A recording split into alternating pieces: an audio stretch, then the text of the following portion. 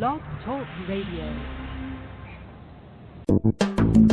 Welcome to the Institute for Personal Development, Kriya Yoga Ashram, where total consciousness is the new frontier. Kriya Yoga is union of the individual with the divine. Join us as we explore the practices to initiate this process. Good morning. Welcome to the Voice of Yoga. Let's talk consciousness. I am your hostess, Lisa Winton, and with me is Kenny Toy, also known as Swami Jayananda, founder of the Institute for Personal Development, located here in Hampton, New Hampshire. Good morning, Swami. Thank you for being here today. How are you? Good morning. I'm doing pretty good today. How about you? Well, I'm doing pretty good today, too. Thanks for asking. And we want to thank you, listeners, for tuning in. Today in the Voice of Yoga, we have dedicated 12 shows to discussing the 12 signs of the Zodiac as a map leading to spiritual understanding. Each week focuses on the respective sign as an archetype used in the process of an individual becoming divine. Listen this week as we explain the function of Sagittarius as the higher mind and the role of aspirations in spiritual growth. These shows will explore why divine law cannot function in your experience if you are not conscious of its presence. Welcome to the Voice of Yoga. We are talking consciousness. And join the Kriya Yoga Spiritual Advance to get the light in your soul and expand beyond personal sense level logic. So, Swami, I was wondering if you could explain to our listeners the title of our program, The 12 Signs of Spiritual Truth.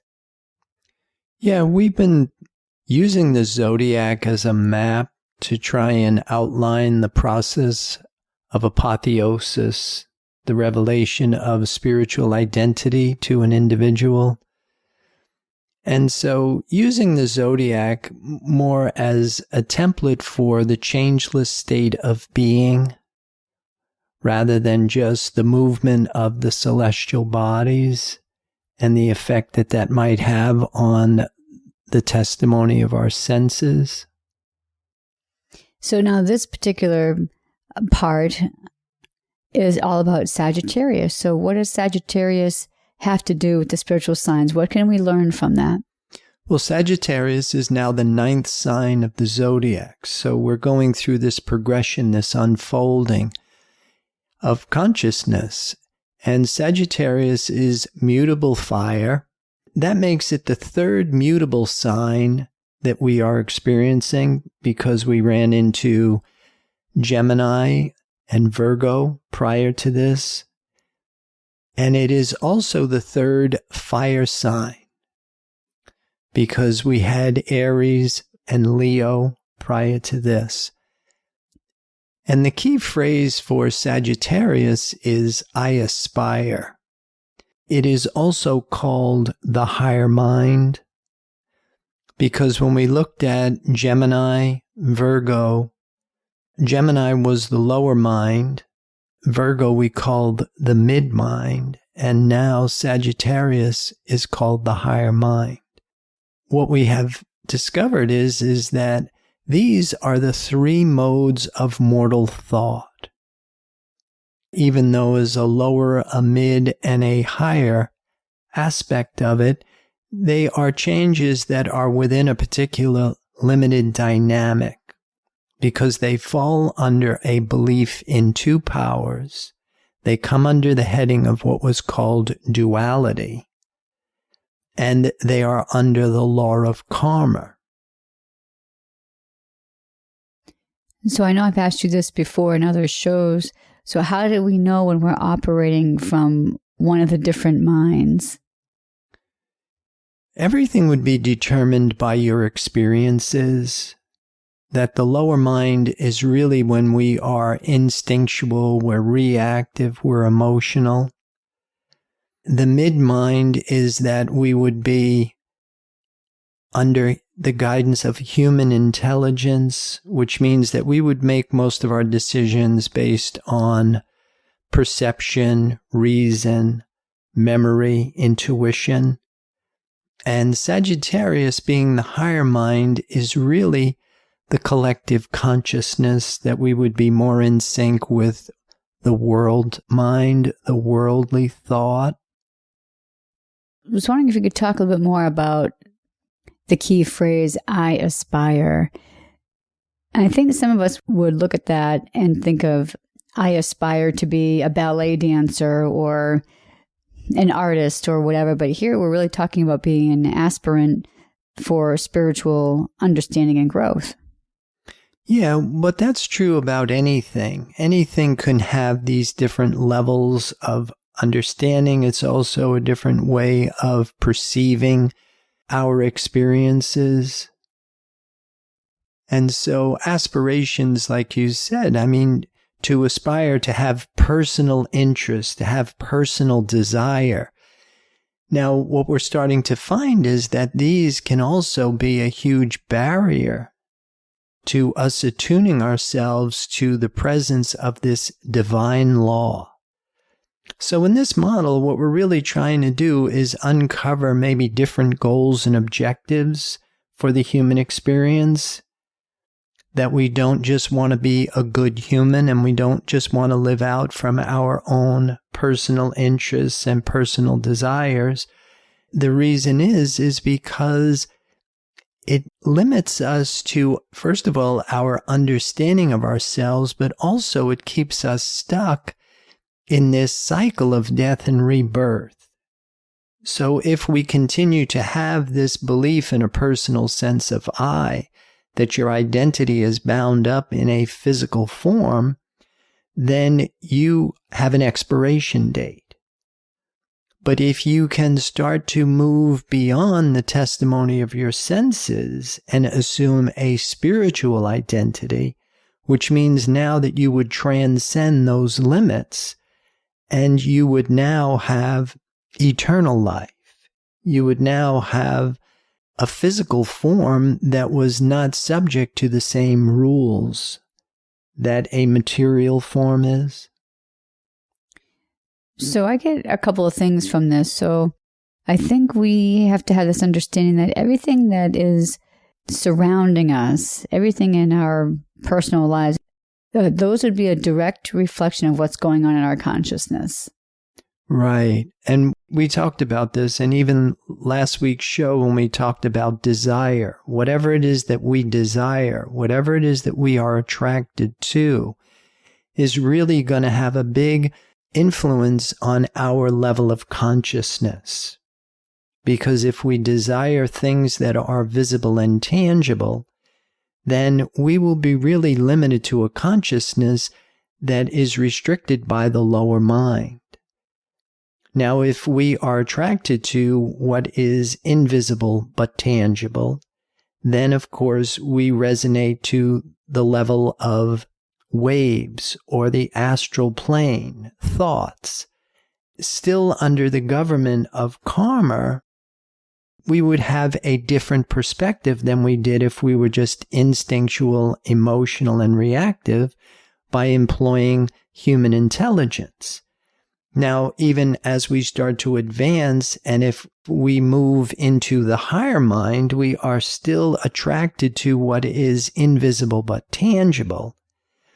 And we have transcended maybe the limits of personal identity, and we have a sense of a connection to a greater whole, but it is still mortal. It is still apart from the eternal. It's not the infinite. So you're still connected to the realms of mind, the astral plane. As we start to move in our advancement, if we are attracted and we desire that which is invisible and intangible, then of course we can lift ourselves out of the belief in two powers. We can awaken from the hypnotism that comes with these three modes of mortal thought, and we can start to let divine mind assume the government of our being. So now I guess what we have to do is to go from our five sense mind telling us what's around us, what's going on, and then trying to develop a different sense of awareness, this higher sense of awareness. Right. And that's what we call soul sense or spiritual sense, that we're really trying to forsake human thinking, which primarily gets all of its information from these five senses. And we're starting to trust what is invisible and intangible as being the foundation for our existence. And that's a shift in consciousness. But without a clear understanding of how all of this is working, it's very easy to be in the higher mind and think that you're at the last stop, when in fact there's quite a bit more that you have to go to pierce through the testimony of your senses. And so then again, it's not just a matter of like, if we think that our life is good or what surrounds us is good, it just doesn't stop there. You're saying there's still a lot more to it. If everything is going great in my life and my five senses tell me that everything is good, that might be a reflection of what's going on in my consciousness, but that's still not where I need to be. I still need to go further steps into a spiritual understanding. Yeah, and that's where I found Christian Science to be most helpful, because of all of the disciplines that I've studied, Mary Baker Eddy really is the only one that puts healing on the table. That she actually says that if you cannot heal with scientific certainty, then you do not understand yourself spiritually. And that was really the message of the Christ, was to heal the sick, to reform the sinner, to raise the dead. And it wasn't just about having a good physical experience. So when you put that on the table, because there are a lot of people out here who are seemingly healthy and seemingly happy and have a belief in this concept of the one divine life, but are still really not under the protection of divine law because they're not conscious of the presence of the one true spirit. And how would you know if you were? And that's where we're really starting to learn that how we think is what we become. It is the observer that sets the measurement for the collapse of the wave function, which means that observation has effect on reality. But if we are thinking with this divine mind, then we should have a profound effect on the appearance of our reality, which means that you have the ability to lift people out of a limited sense of self. And that's very different, because that's what I had to learn from experiences, is that if you don't heal yourself, then you don't really understand yourself spiritually. Well, let's talk about that for a moment. So what would somebody do, based on your experience, what would somebody do to ease a pain in their back, for example? How do we go about healing ourselves? Right. And most of us, I would say, we would immediately do material means. You would massage your back. You maybe do some physical yoga postures to relieve whatever it is that you're experiencing. The other thing is that you could try and do that mentally with positive affirmations. You could try and work with self-hypnosis. That you could, again, you're trying to do this mentally, but to do it spiritually means that you have to let divine mind take over the scientific government of your being. And when you do that, that's what lifts you out of the law of karma. Because if you have a bad back and you've changed finite bad to finite good, if you've changed bad health to good health, then there's no indicator that it is a permanent solution, that it could be good health that eventually could be bad health again. And so that becomes the difference, that to heal spiritually really is to be in harmony with this changeless state of being, as opposed to the changing conditions of our personal mentality. All right, great. Well, this is a good place to pause to hear a word from our sponsor. So listeners, we'll be back with you in just a few moments. Kriya Yoga Theory 1, Human Development and the 8 Essential Stages of Kriya Yoga. This program is a comprehensive course that will help you get your arms around the science of Kriya Yoga. It provides a clear understanding of the goals and objectives behind yoga, along with the physics of spirituality. It includes the practices, supportive concepts of Kriya Yoga, and the process in human development, apotheosis, the process of the human becoming divine. A complete guide on how to become a human in the adult state. Get the light in your soul and experience the simplicity and joy of union with the divine. This course is available in live classes at the ashram or online with 8 videos or 4 CDs. Visit our website, www.ipdtransform.com, for more information.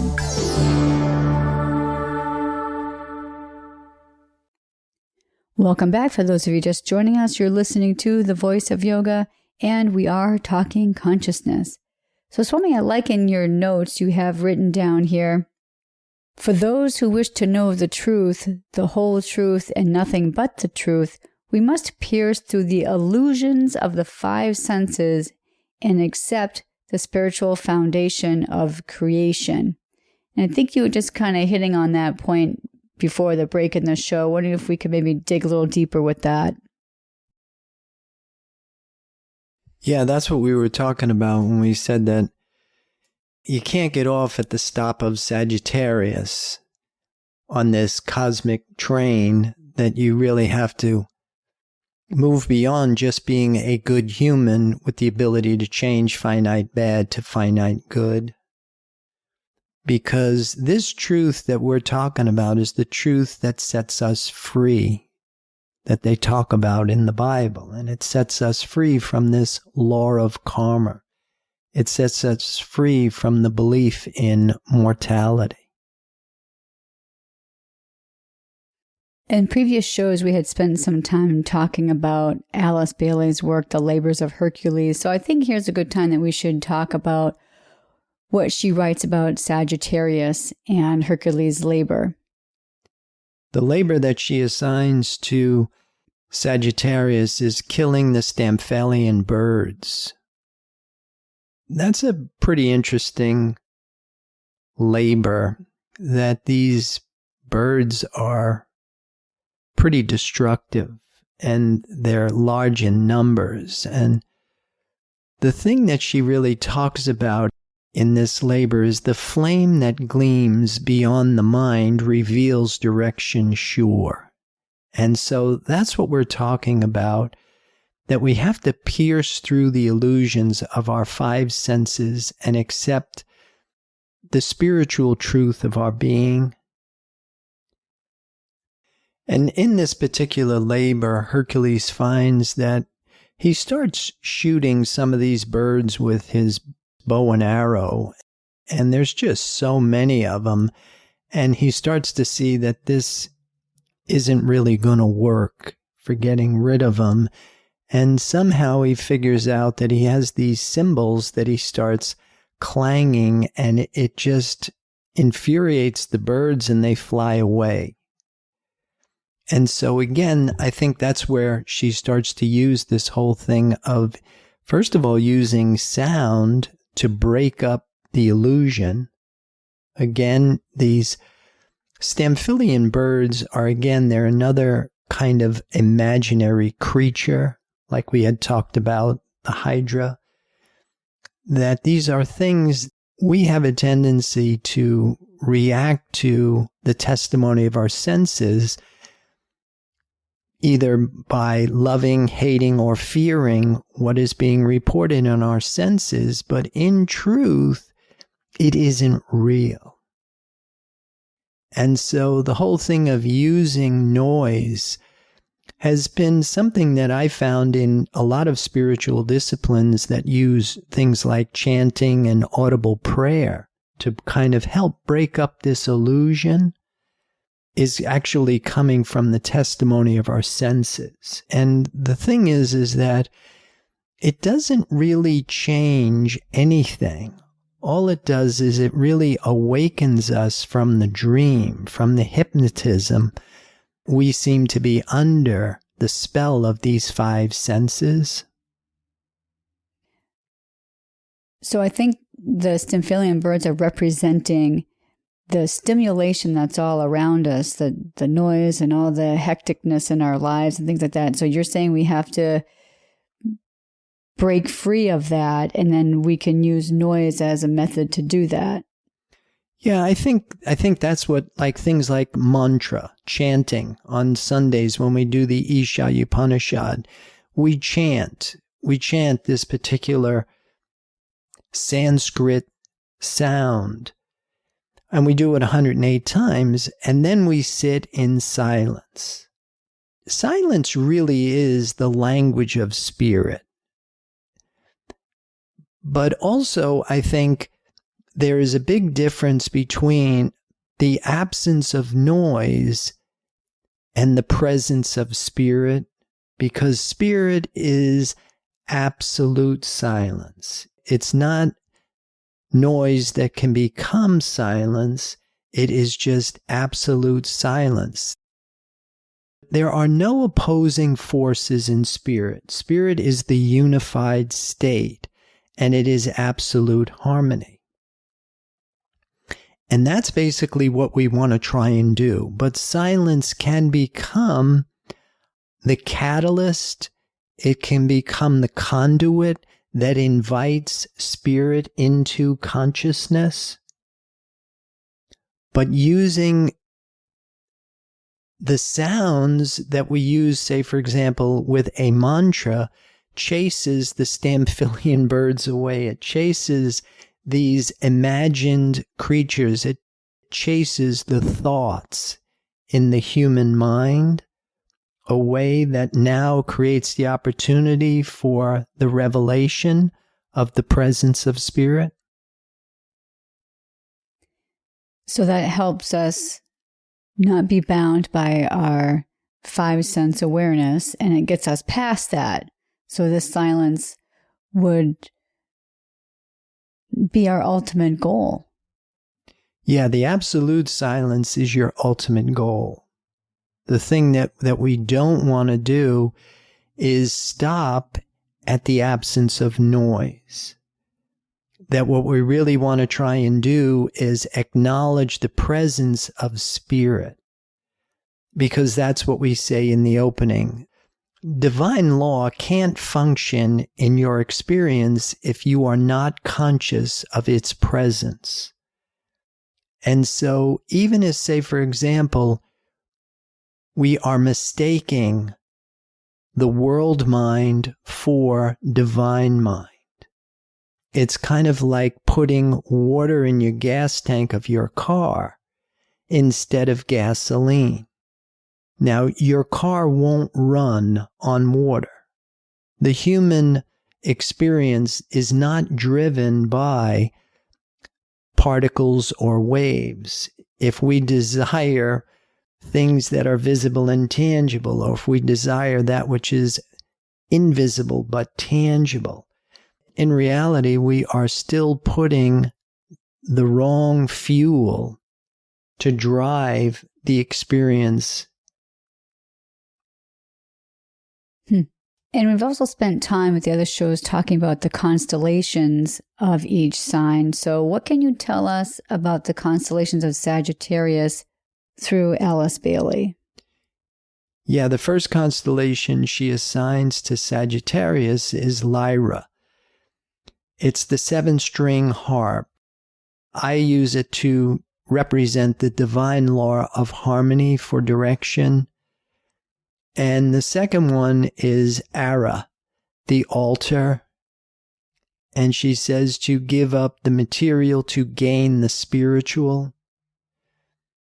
And the third is Draco, the serpent of wisdom, that which is finite good. Is there some symbolism to the 7-string harp, 7 meaning, like we know 7 is a powerful number, like the 7 chakras, 7 days of the week and so on. Is there any kind of lesson we should learn from that? I definitely think that is true, because especially as we're starting to work with modes of thinking, like you said, there are 7 chakras, there are 7 notes in music, there are 7 colors, and all of these things have representation. And so with regard to the 7 chakras, the chakras are these energy converters that take the presence of spirit and really they break it down, kind of like a prism takes white light and breaks it into 7 colors. And so these chakras, these energy converters, are really what take the presence of this one divine life and break it up into these different experiences. And I like the second one about the altar. And you said she says to give up the material to gain the spiritual. So it's kind of like what we've been saying all along, is putting our material beliefs and wants and desires away so that we can look forward and look towards a new spiritual life and new spiritual understanding. Right. And to me, that's always the like attracts like. The laws of physics are like attracts like, and 2 things can't occupy the same space at the same time. So we can't be both material and spiritual. And in order for us to gain spiritual identity, we must give up this personal sense of I. But it's not a sacrifice at all. It's really an upgrade, because you're moving out from being under the restriction and the government of this law of karma, and you're in the cycle of death and rebirth because you have a belief in mortality. And now you're liberated from that limitation, and you're now under the divine law of life, which is absolute goodness, absolute love. My next observation or question is that Draco, you said, is the serpent of wisdom. And I think most people's feelings about serpents is not one that they would think would be a wise creature. And that's why she said finite good. So in other words, it has the appearance of being good, but it's still a serpent, which means that it is an imaginary creature in this respect. So, and that's where I think we get tripped up with this whole thing, is when things start to go good on the physical plane. We now think that this is spiritual understanding. And like I was saying, it might not be. And the real litmus test for it is, can I raise the level of consciousness of someone who is accepting this false sense of identity into the truth of their being? And to me, that's where you really want to start to challenge yourself maybe and test what it is that you're doing, so that you don't accept finite good, that you go further into the truth of your being. And I was wondering now if you could just summarize the theme for Sagittarius. Yeah, the main theme for Sagittarius is silence. That's what we have been saying, is that it's critical to begin to understand the difference between the absence of noise and the silence of divine presence, which is absolute silence. And I think with that, we'll start closing down our show for this morning. So listeners, be sure to visit the websites, www.ipdtransform.com. Once you're there on the homepage, you'll see towards the bottom a section entitled Swami Says Recent Posts, and then you'll see some Blog Talk Radio shows there you can click on to continue your learning experiences. And then also don't forget, there's a free webinar that Swami hosts Wednesdays at noon. You can access that via the online class link. So, Swami, any further final thoughts about today's program? Well, I would like to encourage everybody to follow the instruction in the Bible to be still and to revel in that silence and to know the perfection of their being. And with that, I'll wish everybody a good day. Namaste. Thank you for listening to our program, The Voice of Yoga. This is Lisa Winton with Swami Jayananda. We'll be signing off. Have a wonderful Kriya Yoga kind of day. Namaste.